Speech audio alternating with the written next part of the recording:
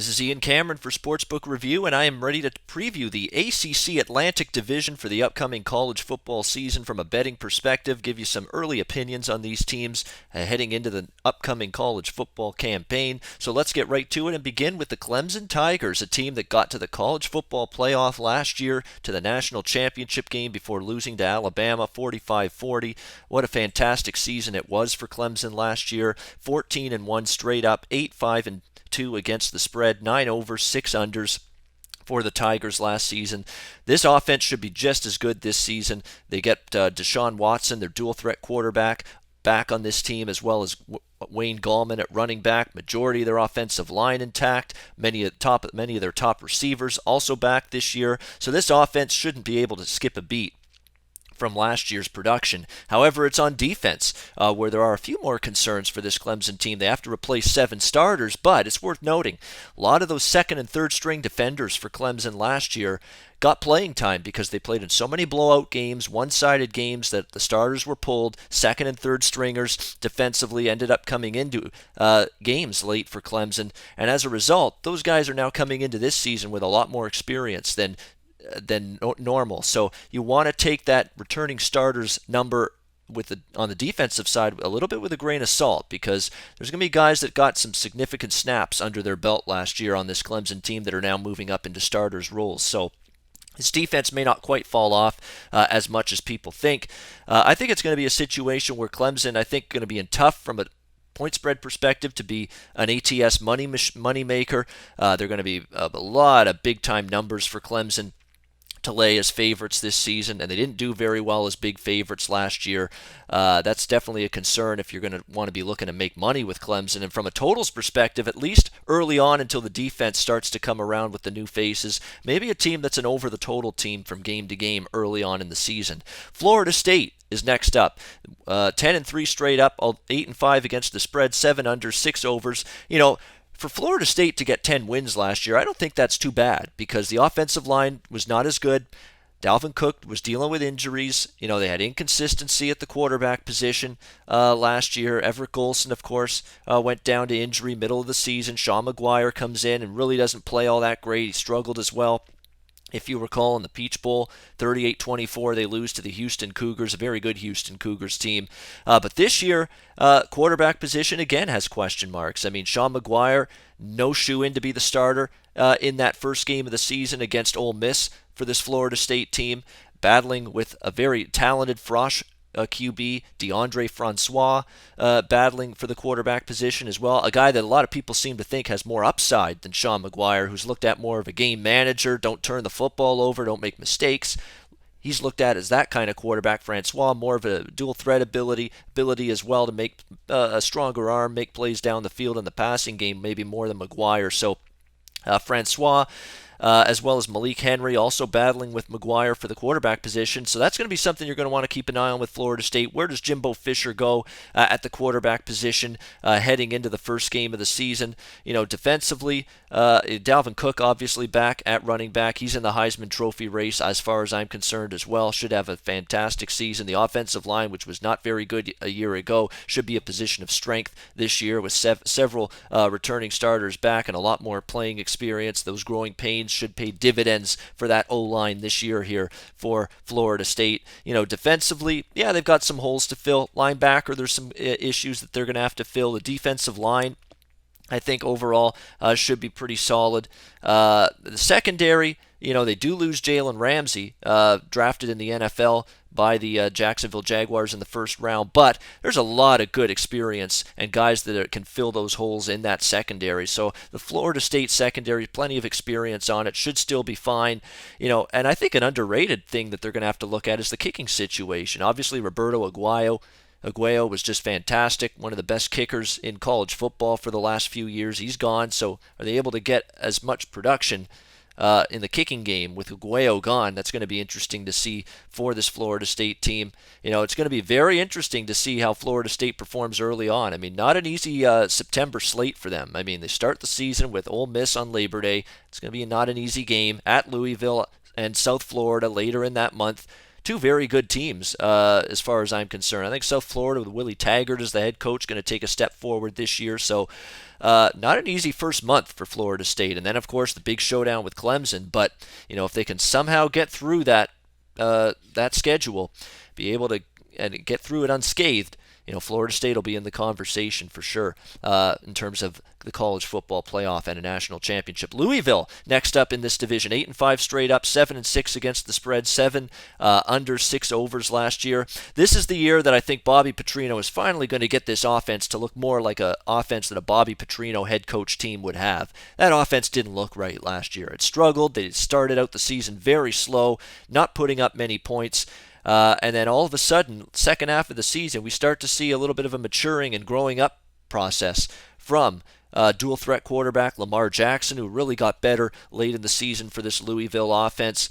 And it led the team, of course, to that bowl victory over the Texas A&M Aggies. So when you look at it, Jackson got better as the season went on. He's a dual threat quarterback, more experience. He was very good in the spring game earlier on this year. So I think there's definitely going to be a much better offensive team here for Bobby Petrino, the head coach, to work with here with this Louisville team. Definitely should be able to take steps forward and put more points up on the board than they did last year. Lots of returning starters, 16 overall returning starters on this Louisville team, so that should definitely bode well for them. The defense last year actually kept them in a lot of games when their offense was sputtering, especially early in the year. Definitely going to have a lot of their top tacklers from that defense all decided to come back to this team, so that's definitely a positive sign for them. The secondary as well, very loaded with a lot of experience and a lot of quality depth, so very good news for Louisville there in terms of their pass defense. They're going to be a very good team, and I wouldn't count them out of being able to make a run at a Clemson or a Florida State in this division, the two big heavyweights, the two favorites. Not saying it's going to happen, but Louisville has the makeup to be maybe a little fly in the ointment to one of those two teams this year in the Atlantic Division of the ACC, and maybe a team that you can make some money with. Now, they did have a winning point spread record, 7-6 last year against the spread. They might be able to improve on that a little bit more. They got more offense. Lamar Jackson should be better. The defense should still be solid. Maybe an improved spread record this year for this Louisville team. NC State is our next team up here on the Atlantic Division preview. 7-8 straight up, 7-6 against the spread. Last year, 7-6-1, 7 overs, 6 unders for this NC State team last year. And really, head coach Dave Doran, it's his 4th year. He knows this team really underachieved last year, but they just didn't get off the tracks, really. I mean, it was just a disappointing season for NC State when you look at where they were expected to take a step forward last year. And really, he's gutted this coaching staff. I mean, Dave Doran got rid of the OC, brought in former Boise State offensive coordinator Elijah Drinkwitz, and a guy that originally was under Gus Malzahn, basically a guy that runs up-tempo offense, which he instituted at Boise last year, with Brett Rippon, who was very good at quarterback for that Boise State offense last year. So they're really going to go from more of a plodding, run-first offense. Now they're going to go to the more up-tempo, speed it up, the offenses that are basically too cool for school right now in college football. It's these up-tempo offenses. Well, NC State is going to follow suit here and go to more of an up-tempo system this year. Now, they think this guy, Elijah Drinkwitz, the offensive coordinator, they think he's going to be a guy that's going to be able to help the passing game, which was not very good with Jacoby Brissett at quarterback last year. But definitely, where are they going to get production this year from the quarterback position? They definitely have a capable or a talented guy, raw talent, in Jalen McClendon at quarterback, a guy that's got a big arm but not very much experience, a guy that is going to be looked at likely as the favorite to be the quarterback, the starting quarterback for this NC State team. But if he doesn't play well, boy, you've got a redshirt Frosh behind him and then not much after that. So there's a lot of pressure on young sophomore Jalen McClendon here to really get the job done for this new look, up-tempo NC State offense. That's a big question mark. New offensive system, there's always a learning curve. And now with a quarterback with such little experience, you just don't know how that's going to go for them. On the defensive side of the football, the defense really struggled in terms of the best teams they played. I mean, you look at Clemson, you look at North Carolina, you look at the way they played Mississippi State. I mean, they just got shredded on the defensive side of the football by all of those teams. But it should be able to improve this year. 8 starters back on that side of the football should be better. They're going to have to play better against the better offenses because they got absolutely gashed by the best offenses in college football last year. But there's definitely enough returning experience to expect them to take a step forward on the defensive side of the football this season. We'll see. I mean, NC State's a very tough team for me to predict. I don't know if I'm going to get involved, bet on or bet against right now in terms of my own opinion for NC State. I may want to see a couple of games for them before jumping to conclusions, but definitely concerns there, and definitely a wait-and-see approach for me with them. Syracuse next up in the Atlantic Division. Very poor season once again for Syracuse, 4-8 straight up last year. However, they were a winning point spread team, 8-4 against the spread, and surprisingly 10 overs and 2 unders last year for this team. However, a lot of their game totals last year, were 40s, low 50s. That's not going to be the case this year. Now with Dino Babers coming there as the new head coach of this Syracuse team, really it's a nice hire. You need some pizzazz. You need some excitement. You need some kind of little, what's going to make me want to play football at Syracuse? And when you're in a conference and in a division specifically with a Florida State, a Clemson, heck, even a Louisville, all more appealing options than that. Well, maybe you get a coach in here that did a great job at Eastern Illinois, did a great job at Bowling Green, bringing in this NASCAR, fast-paced, up-tempo, in-your-face offense.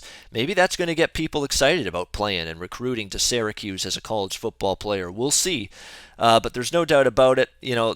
It's a decent hire from the fact that there's at least a little excitement again with this team. We'll see how Eric Dungey, the quarterback, is able to handle this new look up-tempo offense. He's a guy that really flashed some upside last season when he took over the starting quarterback role. I mean, it's been just an absolute mess really for Syracuse for years at the quarterback spot.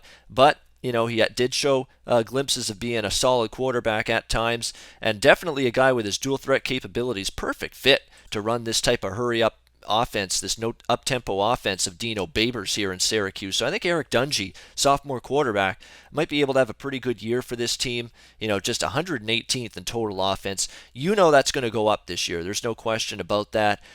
Defense undergoing a real big overhaul this season. A new defensive coordinator, as you'd expect, with the new head coach Brian Ward coming in as the new defensive coordinator. Very young along the defensive line.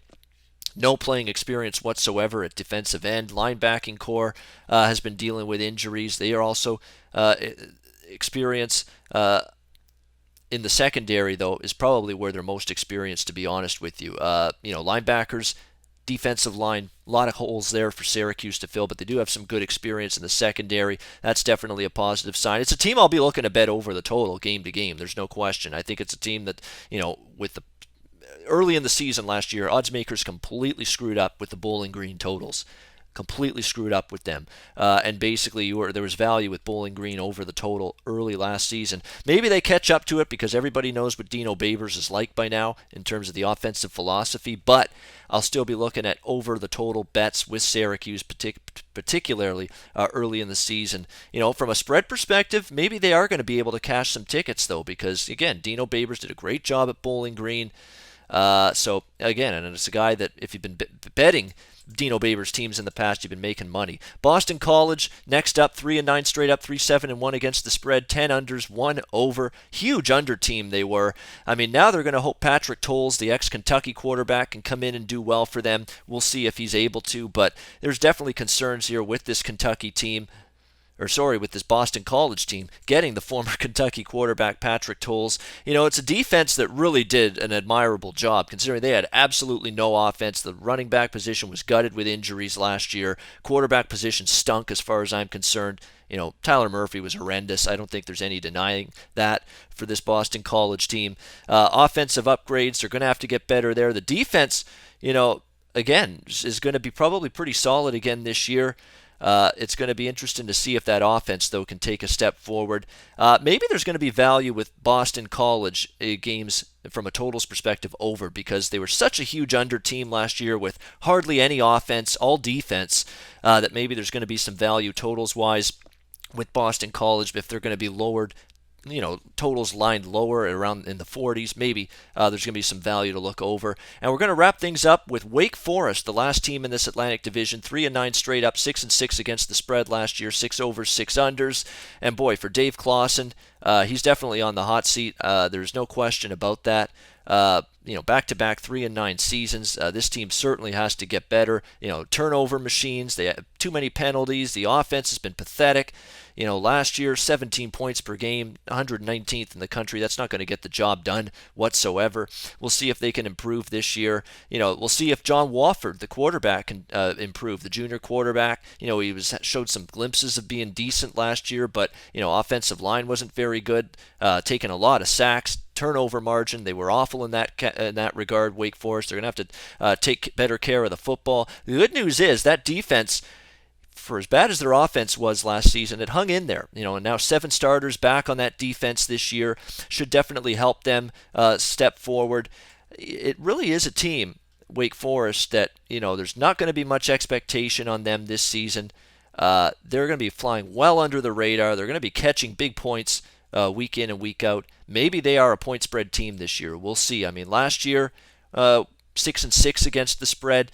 So basically that means that there's room for improvement there for Wake Forest from a betting perspective. We're not talking about straight up wins. Those are going to be hard to come by for Wake Forest still. But being able to cash some tickets, particularly in the big underdog role, that might be something Wake Forest is able to do. They just need a little bit better pass protection, better play from John Wofford, because I think the defense should be pretty solid. Keep them in games. Wake Forest, maybe in the big underdog role, could cash some tickets this year. All right, that will wrap it up. My look at the ACC Atlantic Division. We'll take a look at the Coastal Division later on this week. I'm sports handicapper Ian Cameron for Sportsbook Review. Always on the go? Bet365 has one of the top mobile platforms in today's market. Sign up today and don't let your busy life keep you out of the game.